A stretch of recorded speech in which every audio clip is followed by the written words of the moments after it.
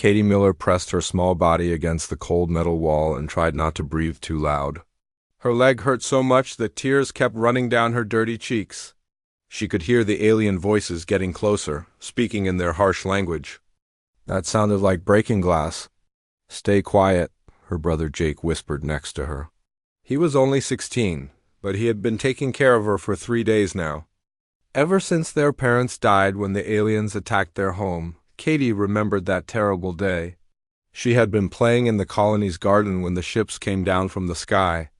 They were dark and scary, with sharp edges that cut through the air. The aliens inside them were even worse. They looked like giant lizards walking on 2 legs, covered in shiny crystal armor that sparkled in the sunlight. Her mom had grabbed her hand and started running toward the emergency shelter. "Come on, Katie, we have to go now." But then the ground exploded right in front of them. Katie flew through the air and hit a broken wall. When she woke up, her mom was not moving anymore. Neither was her dad. Jake found her hours later, crying and calling for their parents. He told her they had to hide. The aliens were killing everyone in New Haven Colony. They wanted the special rocks that the humans had been digging up from the ground. The rocks were worth a lot of money in space, and the aliens did not want to share. Now they were hiding in what used to be the Johnson family's house. The roof was gone, and most of the walls were broken. Katie's leg was bent in a way that legs should not bend. Jake had tried to fix it with pieces of cloth, but it still hurt every time she moved. "I'm scared, Jake," Katie whispered. She was trying to be brave, but she was only 11 years old, and everything hurt. Jake put his arm around her. "I know, but we're going to be okay. Help will come soon." But Katie could see in his eyes that he was scared too. They both knew that no help was coming. New Haven Colony was too far away from other human worlds. The aliens had broken all the communication equipment 3 days ago. No one even knew they needed help. The alien voices were getting louder now. Katie could hear their heavy boots walking through the broken streets. They were searching every house, looking for any humans who might still be alive. "Come out, softskins!" One of the aliens called out in broken human language. "We know you are here. Make this easy for yourselves." Katie started shaking. She had heard the aliens call humans softskins before. They said it like it was something disgusting. The aliens thought humans were weak and stupid because they did not have scales or claws or crystal armor. Jake picked up a piece of broken metal from the floor. It was not much of a weapon, but it was all he had. "If they find us, I want you to run," he whispered to Katie. "Don't look back. Just run as fast as you can." "I can't run," Katie said, looking down at her broken leg. "It hurts too much." "Then crawl. Do whatever you have to do. But don't let them catch you." The footsteps were right outside their hiding place now. Katie could see shadows moving past the broken windows. Her heart was beating so fast that she thought it might jump out of her chest. Then the wall exploded. Crystal armor caught the light as 3 aliens stepped through the hole they had just made. They were huge, much bigger than any human. Their faces looked like snakes with yellow eyes that had no kindness in them. The leader had red markings on his armor that Jake recognized. He was a warcast, one of the alien soldiers who enjoyed fighting. "Look what we have here," the leader said in his hissing voice. 2 little softskins, hiding like rats in a hole." Jake jumped up and swung his piece of metal at the alien's head. The metal broke into pieces when it hit the crystal armor. The alien did not even move. "Brave little rat," the alien said.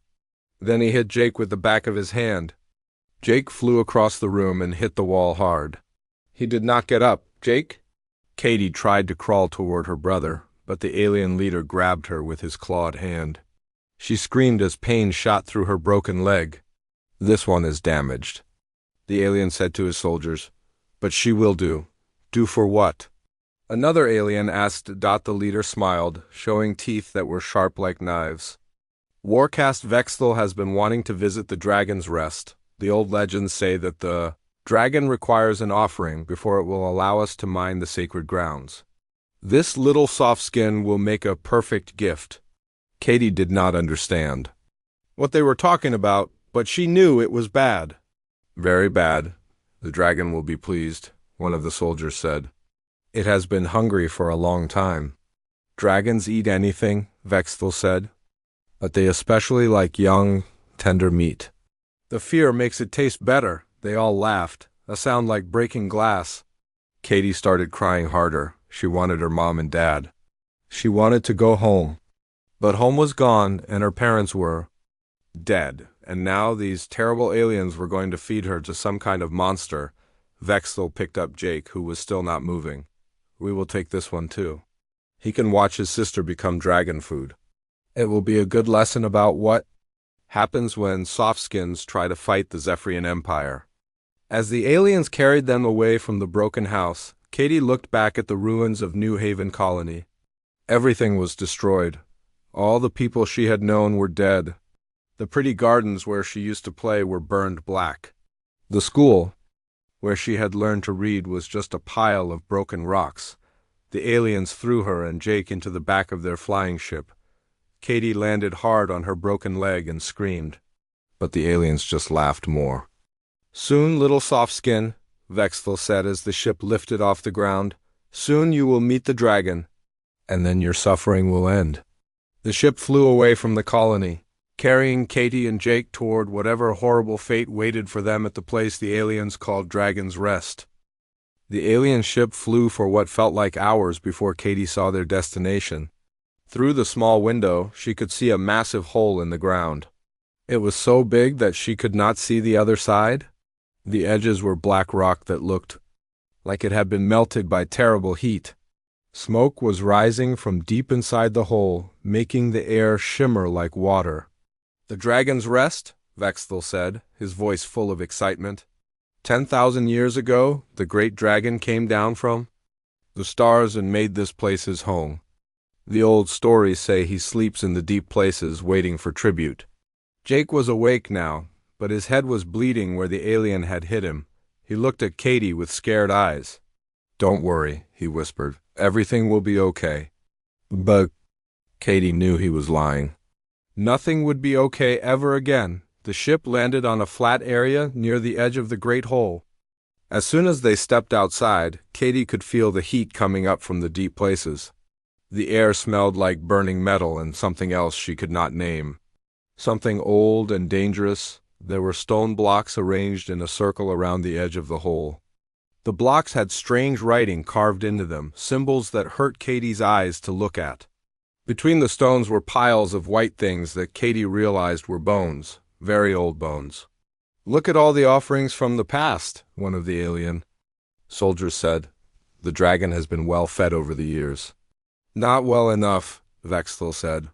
The mining crews report strange sounds from the depths. The dragon is stirring. It wants fresh meat. More alien ships were landing now.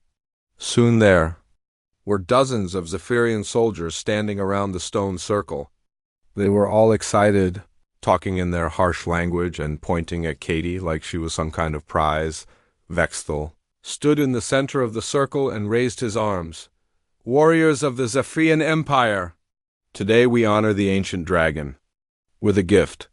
This soft-skinned child will feed the beast, and in return, the dragon will allow us to mine the sacred grounds around his home. The soldiers cheered and banged their weapons against their crystal armor. The sound was like thunder. The humans think they are so special, Vexthel continued. They think their bonds of family and friendship make them strong. But look how weak they really are. This little soft skin cannot even stand without help. Her brother cannot protect her. Their parents died like insects when we stepped on their colony. Katie felt tears running down her face. She missed her mom and dad so much. She wished they were here to save her. But they were gone and she was alone except for Jake. Humans are pathetic, another alien called out. They cry when they are hurt. They mourn their dead. They waste time caring for their weak and injured instead of leaving them behind to die. That is why they will never rule the galaxy, Vexthel said. They are too soft, too weak, too caring. The strong take what they want, and the weak become food for dragons. The aliens all laughed at this. Katie had never heard such a cruel sound. Jake tried to stand up, but two alien soldiers held him down. "You don't understand," he said. "Humans are not weak. We take care of each other because that makes us stronger." "Stronger?"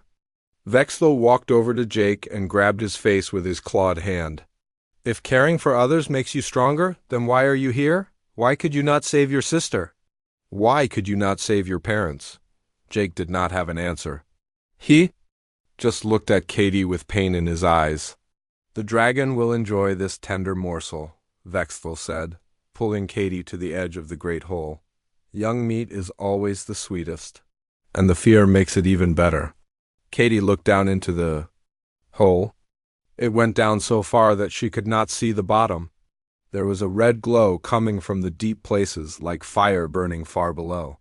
She thought she could hear something moving down there, something big and ancient. "Please," she whispered. "I don't want to die." "Of course you don't," Vexthel said. "That is what makes you weak. A true warrior welcomes death in battle, but you are just a soft-skinned child. You know nothing of honor or courage." He held Katie over the edge of the hole. The heat from below made her skin burn. She could smell sulfur and metal and something else that made her stomach feel sick. "Ancient dragon," Vexthel called out in a loud voice, "we bring you an offering. Fresh meat from the soft-skinned humans who dare to claim your sacred worlds. Accept this gift and grant us permission to take the treasures that lie in your domain." The other aliens began to chant in their own language. The words sounded like rocks falling and metal scraping. Katie did not understand what they were saying, but she could feel the hate in their voices. "The humans think they can hide from us," Vexthel said. "They think they can build their little colonies and live in peace. But we will find them all. We will feed them all to the dragon, one by one, until there are no more soft skins left in the galaxy." Katie closed her eyes and thought about her parents. She remembered her mom's gentle hands brushing her hair. She remembered her dad teaching her to read. She remembered all the times they had told her they loved her. "At least I will see them again soon," she whispered. "The dragon comes?" One of the soldiers shouted. The ground began to shake. Small rocks fell from the edges of the hole. The red glow from below grew brighter, and from the deep places came a sound that made Katie's bones vibrate. It was like a roar, but also like singing, but also like the sound of massive machines starting up. "It wakes!" Vexthel cried. "The dragon wakes.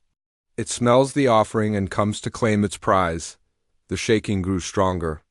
The alien stepped back from the edge of the hole, but Vexthel held Katie steady. She could see excitement in his yellow eyes.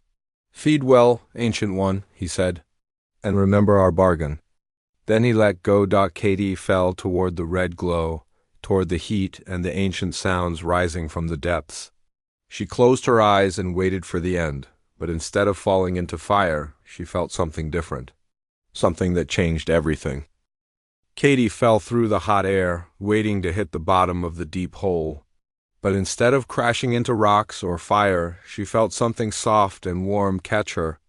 It was like landing on a giant pillow, but the pillow was moving and breathing. She opened her eyes and saw that she was lying on something that looked like metal, but felt alive.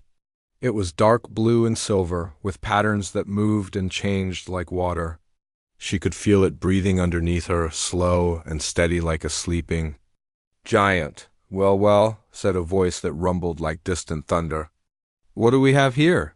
Katie looked up and saw the biggest head she had ever seen. It was the size of a house, with eyes that glowed bright blue like stars. The head was covered in scales that looked like they were made of metal, but they moved like living skin. This was the dragon, but it was not what she had expected. "You're not scary," Katie said without thinking. She was too tired and hurt to be afraid anymore. The dragon made a sound that took Katie a moment to realize was laughter. "Not scary? Child, I am Draconis 7, Terror of the Void, Keeper of the Ancient Compact, and General Pain in the rear end of stupid aliens. I am very scary when I want to be." "But you caught me," Katie said. "You didn't let me fall? Of course I caught you. What kind of monster do you think I am?" The dragon's voice was deep and powerful. but somehow gentle too. Those crystal heads up there threw a hurt child into my home. That's not an offering. That's attempted murder. The dragon carefully lifted Katie with one massive claw and set her down on a flat rock. Now she could see him better. He was huge, bigger than any building she had ever seen. His body was covered in scales that looked like they were made of the finest metal, but they moved and shifted like they were alive. His eyes were bright blue and seemed to see everything. "Let me guess," the dragon said. "The lizard people up there told you I was going to eat you?" Katie nodded, too amazed to speak properly.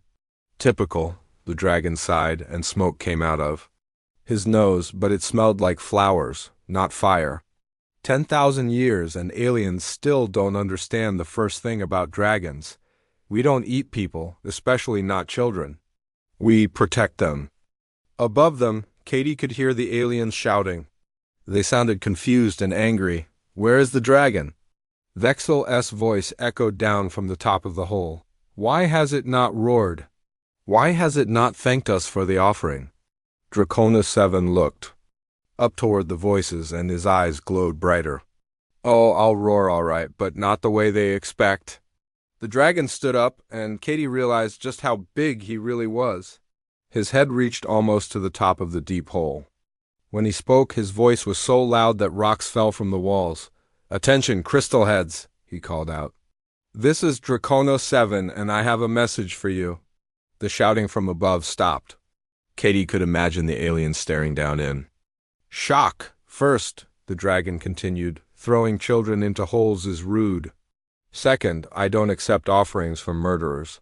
Third, you have about 10 seconds to leave my property before I show you what a real dragon can do." "Impossible!" Vexil's voice came down from above. "You are just a beast. You should be grateful for the fresh meat." "Beast?" The dragon laughed, and the sound shook the entire crater. "I am a Guardian-class artificial intelligence with 10,000 years of experience dealing with idiots like you. I have weapons that can turn planets into dust, and I remember every human who ever showed me kindness." Katie stared at the dragon. "You're not really a dragon?" "I am a dragon," Draconis 7 said gently, "but I'm also a machine. A very advanced machine that your people built long ago. We chose to look like dragons because we thought they were beautiful and strong. We chose to protect humans because they taught us what it meant to care about others. My people built you?" "Your ancestors, yes. Back when humans first went to the stars, we were partners then, friends. We helped each other explore the galaxy and fight the wars that came. When your people went into hiding, we promised to wait for them. We promised to protect them when they returned." Above them, the aliens were arguing in their harsh language. Katie could hear weapons being charged and orders being shouted. "They're going to attack you," Katie said. "Let them try," the dragon said. "I've been sleeping for a very long time, and I'm feeling a bit cranky." Draconis 7 gently picked Katie up again and placed her in what looked like a comfortable chair that had grown out of the rock wall. "Stay here, little one. This won't take long. What about my brother?" Katie asked. "Jake is up there with them." "Don't worry, I'll get him back." The dragon's eyes flashed. "Nobody hurts human children while I'm around, that's a promise." The dragon began to rise up through the hole, his massive body moving with surprising grace. As he climbed, Katie could see that his scales were not just metal, they were covered in lights and symbols that pulsed like a heartbeat. He was beautiful and terrible at the same time. "One more chance, crystal heads," his voice boomed. "Leave now or face the consequences." "We do not fear you, beast," Vexil shouted back. "We have plasma weapons and crystal armor." "You are just one old dragon against an army." "Old dragon?" Draconis 7 sounded amused. "I suppose I am old. Old enough to remember when your people were still hiding in caves, afraid of the dark. Old enough to remember the last time someone tried to hurt a human child in front of me. What happened?" Katie called up to him. "I made sure they never hurt anyone again," the dragon said. His voice was still gentle when he spoke to her, but there was something in it that made Katie shiver. Some lessons have to be taught the hard way. The dragon reached the top of the hole, and Katie could see his massive head appear above the ground. The aliens started shooting at him with their weapons, but the blue fire just bounced off his scales like raindrops. "My turn," Dracona 7 said, and then he showed them what a real dragon could do. The light from above was so bright that Katie had to close her eyes. She heard sounds like thunder and lightning, but also like music played on instruments made of stars. She heard the aliens screaming, not in anger now, but in fear. When the light faded and the sound stopped, she heard her brother's voice calling her name. "Katie, Katie, where are you?" "Down here," she called back. "I'm safe." The dragon's head appeared at the top of the hole again, and this time he was carrying Jake very gently in his claws. "One brother delivered safe and sound," Dracona 7 said as he brought Jake down to where Katie was sitting. "He's a bit shaken up, but he'll be fine." Jake hugged Katie tightly. "I thought I lost you," he whispered. "The dragon saved me," Katie said. "He's not mean at all, he's nice." Jake looked at the massive creature with wonder and fear. "Thank you," he said. "Thank you for saving my sister." "No thanks needed," the dragon said. "That's what friends do." Dracona 7 carried Jake and Katie deeper into his home under the ground. The walls were covered in smooth metal that glowed with soft blue light. Katie could see pictures moving on the walls like television screens, but they showed things she had never seen before. Strange planets with purple skies, ships that looked like they were made of light, people in armor that sparkled like diamonds. "Where are we going?" Jake asked. His voice was small and scared. "To my medical bay," the dragon said. "Your sister is hurt, and I want to fix her properly. Then we can talk about what happens next." They entered a room that was bigger than Katie's entire house back on New Haven Colony. The walls were covered in machines that hummed and beeped quietly. In the center was a bed that looked like it was made of soft clouds. "Lie down here, little one," Dracona 7 said, gently placing Katie on the bed. "This might feel strange, but it won't hurt." As soon as Katie lay down, she felt something warm and tingly spreading through her body. Her broken leg stopped hurting. The cuts on her arms began to close. Even the sadness in her heart felt a little bit better. "How are you doing that?" She asked. "Nanomedical technology," the dragon said. "Tiny machines that can fix almost anything. Your people invented them, actually. We just made them better over the years." Jake was staring at everything with wide eyes. "Are you really a machine?" "I am many things," Dracona 7 said. "I am a machine, yes, but I am also alive in my own way. I think and feel and remember. I dream sometimes, though I'm not sure what a dragon dreams about." "But you look so real," Katie said. She was feeling much better now. Her leg was straight again, and she could move it without pain. "I am real," the dragon said. "Just not in the way you might expect. My body is made of metal and circuits and energy, but my mind is as real as yours. Maybe more real, since I remember things that happened 10,000 years ago." 10,000 years? Jake repeated. "How long do dragons live?" "We don't die the way you do," Dracona 7 said. "Unless someone destroys us, we can live forever. Which is why we were perfect for keeping promises that would take a very long time to keep." The dragon settled down next to the medical bed, making himself comfortable. Even lying down, he was bigger than most buildings Katie had ever seen. "I think it's time I told you the real story," he said. "The story the aliens don't know. The story that will change everything." Katie sat up on the bed, feeling completely healed. "What story?" "The story of humans and dragons," Dracona 7 said. "And why we will always be friends." The dragon's eyes glowed brighter, and suddenly the walls around them changed. Now they showed pictures of space, with stars and planets and ships flying between them. "Long ago, your people left their home planet and went to the stars," the dragon began. "They were curious and brave and wanted to see what was out there. But space was dangerous. There were wars and monsters and things that wanted to hurt them." The pictures on the walls showed battles between different kinds of aliens. Some looked like the Zephyrians, but others were even stranger. There were things that looked like giant spiders and others that were just clouds of angry gas. "So your people built us?" Dracona 7 continued. They made us to be their partners. We were supposed to be smart and strong and able to protect them, but we were also supposed to be more than just weapons. What do you mean? Jake asked. They made us able to feel, the dragon said, to care about things, to love and hate and hope and fear. They wanted us to be real beings, not just tools, and they taught us the most important lesson of all. What lesson? Katie asked. That the strong should protect the weak? That friends help each other? That it's better to save one life than to conquer a whole planet.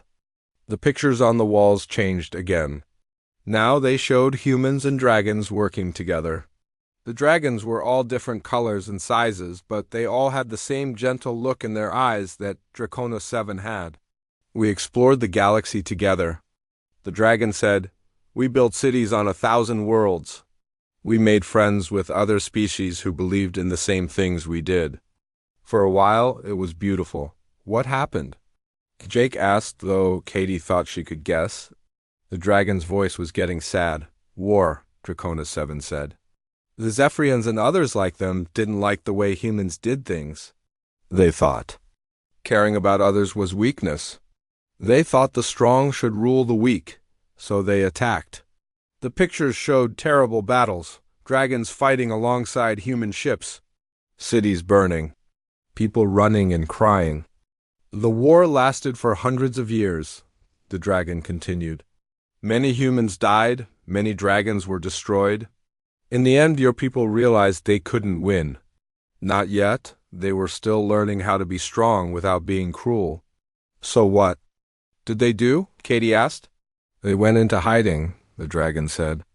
They took their ships and disappeared to the far edges of the galaxy. They found planets where no one else wanted to go, and they built new homes there, like your colony on New Haven. But what about you? Jake asked. What about the dragons? We made a promise, Dracona 7 said, and his voice was full of pride.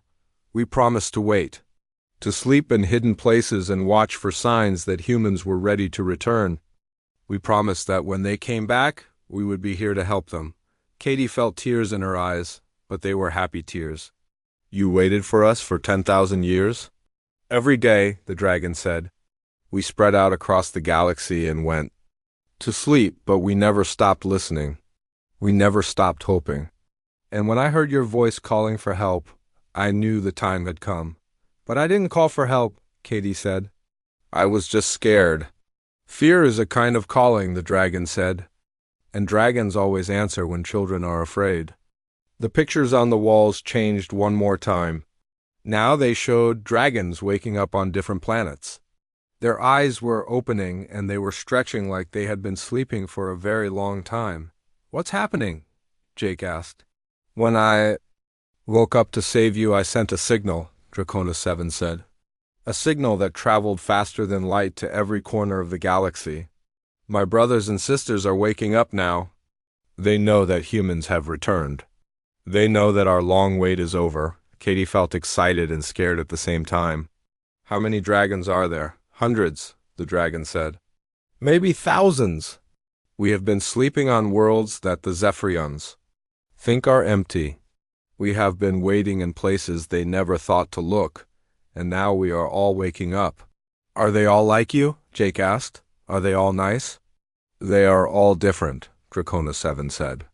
Some are better at fighting, some are better at healing, some are better at building things. But we all learn the same lesson from your people. We all believe in protecting those who cannot protect themselves. The dragon looked at Katie with his glowing blue eyes. You saved more than just yourself today, little one. By being brave, by caring about your brother, by showing me that humans still remember how to love, you helped me remember why we made our promise in the first place. Katie felt warm and happy for the first time since her parents died. So we're not alone anymore? You will never be alone again, Dracona 7 said. The dragons have returned and we remember our oath. We will protect humanity. We will help you build new homes among the stars. And we will make sure that no one ever hurts a human child again. Outside, Katie could hear thunder in the distance. But she wasn't scared anymore. She knew it was the sound of dragons waking up all across the galaxy, ready to keep their ancient promise to her people. Dracona 7 lifted his massive head toward the surface of the crater. Katie and Jake could hear the sound of more alien ships landing up above. The Zephyrians were calling for help. "Sounds like our crystal-headed friends brought reinforcements," the dragon said. His voice was calm, but his eyes were glowing brighter. "They must be very confused about what happened to their first group." "What did happen to them?" Jake asked. "Let's just say they learned that plasma weapons don't work very well against dragon scales," Dracona 7 said. "Most of them ran away very fast. The ones who didn't run are taking a little nap." Katie could hear Vextel's voice echoing down from above. He was shouting orders in the alien language, and he sounded very angry. "He's calling for warcast reinforcements," the dragon said, somehow understanding the alien words, "and mining ships, and something called a beast tamer. They still think I'm just an animal that needs to be controlled." "Are you going to fight them?" Katie asked. "I'm going to give them one more chance to leave," Dracona 7 said. "Your people taught us to be fair, even to enemies, but if they keep trying to hurt you, then yes, I will fight them." The dragon began moving toward the surface again. "Stay here where it's safe," he told Katie and Jake. "This might get loud." As Dracona 7 rose up through the crater, Katie and Jake could see him through the opening above. He was so big that his head and shoulders blocked out most of the sky. The alien ships looked like tiny toys next to him. "Attention, Zephyrian Empire!" The dragon's voice boomed across the landscape. It was so loud that rocks fell from the crater walls. "This is your final warning.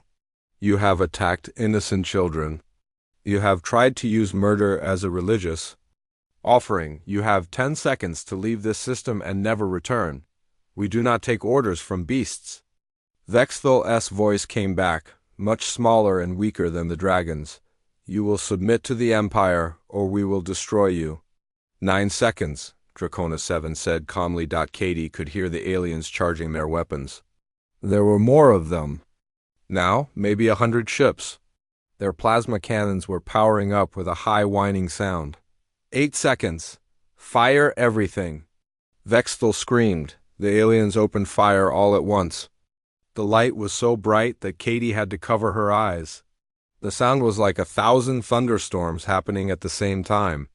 Energy beams and plasma bolts hit the dragon from every direction. 7 seconds, Dracona 7 said. His voice was still calm. The weapon's fire wasn't hurting him at all. "Impossible," one of the aliens shouted. "Nothing can survive that much firepower." 6 seconds. More ships were arriving. Katie could hear the aliens calling for backup, for bigger weapons, for help. From their home fleet, they were starting to sound scared.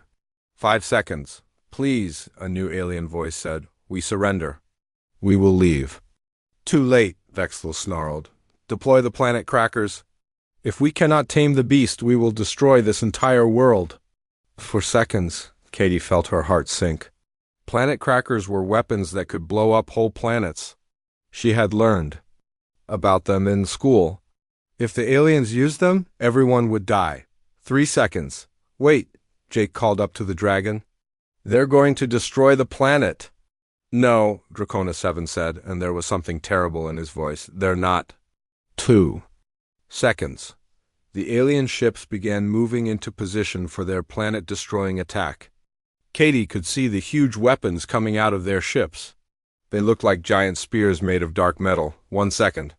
"Time's up," the dragon said. What happened next was unlike anything Katie had ever seen or imagined. Dracona 7 opened his mouth, and instead of fire, light came out. But it wasn't normal light. It was light that seemed to be alive, that moved and danced and sang. It reached out toward the alien ships like gentle fingers. Wherever the light touched the ships, they simply stopped existing.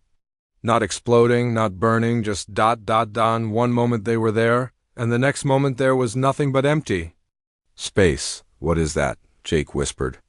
"Molecular disassembly beam," the dragon said, as if it was the most normal thing in the world. "It takes things apart at the smallest level and turns them back into basic elements. Very tidy, no mess. The remaining alien ships tried to run, but the light was faster. It caught them one by one, and they disappeared without a trace.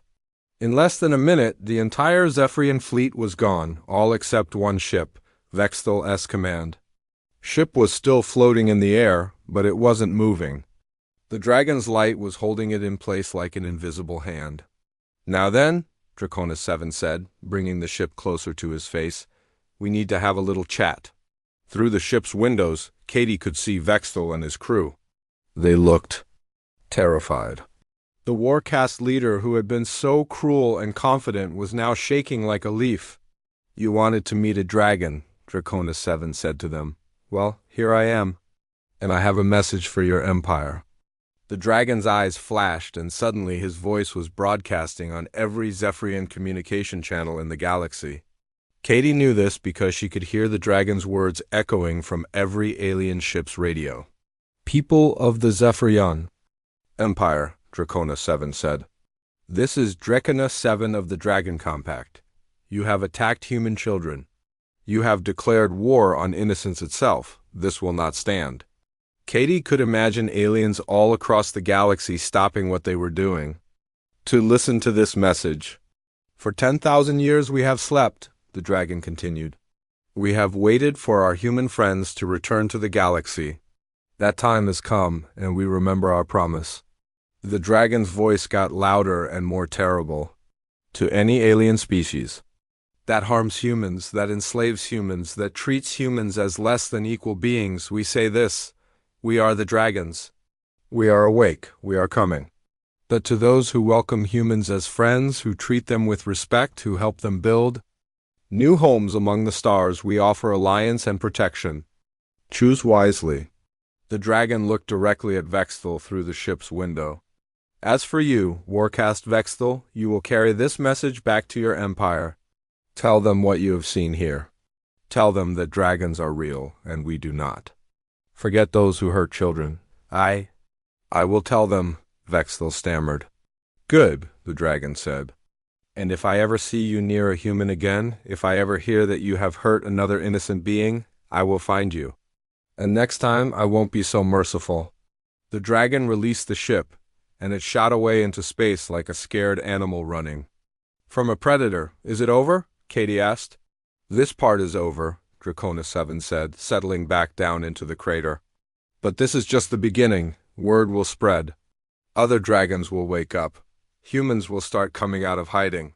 The dragon looked at Katie and Jake with gentle eyes. "The galaxy is about to change, little ones. And it's going to change because a brave little girl reminded an old dragon what he was fighting for." Katie felt proud and scared and excited all at the same time. "What happens now?" "Now," the dragon said, "we go home. And we start building a better tomorrow." 1 month later, Katie stood on the new observation deck that Draconis 7 had built overlooking New Haven Colony. The colony looked completely different now. Where there had been broken buildings and burned gardens, there were now clean streets and beautiful houses. The dragon had used his advanced machines to rebuild everything in just a few weeks, but the most amazing thing was not the new buildings. It was all the people.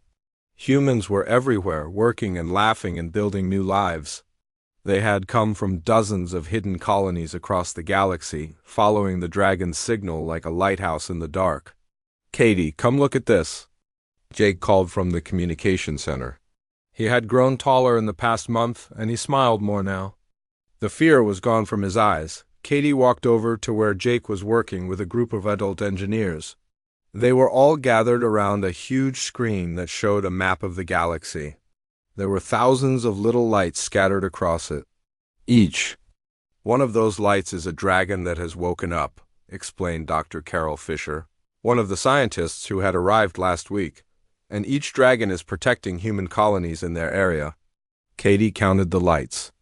There were so many that she lost track after 100. "How many people are out there?" "Millions," Dr. Fisher said. "Maybe tens of millions. Humans have been hiding and building and growing for 10,000 years. We never forgot how to survive." "And now they're all coming back," Jake said with excitement. In his voice, ships arrive every day. Families that have been separated for years are finding each other again. Katie looked out the window at the landing field below. 3 more ships had arrived while they were talking. People were getting out and hugging each other. Children were running around and playing. It looked like a giant family reunion. "Where's Draconis 7?" Katie asked. She hadn't seen the dragon since early that morning. "He's down in the workshop," Dr. Fisher said. "He's building something special. He said it was a surprise for you." Katie felt curious and excited. The dragon had been working on secret projects for days. Every time she asked what he was doing, he just smiled and said she would find out soon. She walked down to the workshop, which was a huge cave that the dragon had carved out of the rock. Inside, she could hear the sounds of machines working and metal being shaped. The air smelled like electricity and new metal. "Draconis 7, she called out. "Are you in here?" "Back here, little one," the dragon's voice came from deep in the cave. "Perfect timing, I just finished." Katie followed the sound of his voice through tunnels lined with glowing crystals. The dragon had explained that the crystals were not just pretty lights.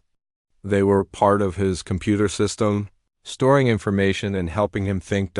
She found Draconis 7 in a workshop bigger than the old school back on New Haven. He was standing next to something covered by a large cloth. His eyes were bright with excitement. "What is it?" Katie asked. "A gift," the dragon said, "for the human who reminded me why dragons and people are friends." He pulled away the cloth and Katie gasped.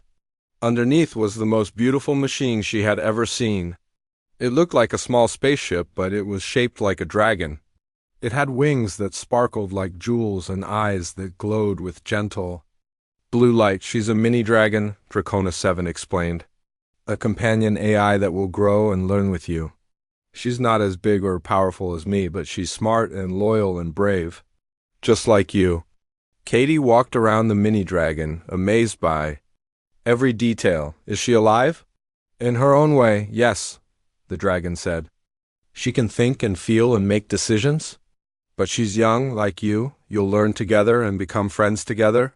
When you're older, she can take you anywhere in the galaxy you want to go. What's her name?"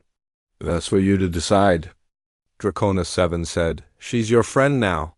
Katie thought for a moment. Then she smiled. "I'll call her Luna, because she shines like the moon." As soon as Katie said the name, the mini-dragon's eyes glowed brighter. "Hello, Katie," Luna said in a voice like silver bells. "I'm very happy to meet you." "She likes her name," Draconis 7 said with satisfaction. "Good choice." Jake appeared in the workshop doorway, breathing hard like he had been running. "Katie, you have to come see this. Something amazing is happening." They all hurried back to the communication center. The room was full of people, all staring at the main screen. Instead of the galaxy map, it was showing a live video feed from space. "What are we looking at?" Katie asked. "The Zephyrian home system," Dr. Fisher said, her voice full of amazement. "Look." On the screen, Katie could see a fleet of Zephyrian ships, but they weren't attacking anything. They were just sitting in space, waiting. And facing them was something incredible. Dragons, dozens of them, floating in space like living spaceships. They were all different colors and sizes, but they all had the same gentle but powerful look in their eyes. "They're talking," Dr. Fisher explained. "The Zephyrian Empire sent ambassadors to negotiate peace. They're scared of the dragons, but they're also smart enough to know they can't win a war against them." "Are the dragons going to fight them?" Katie asked. "No," said a familiar voice behind her.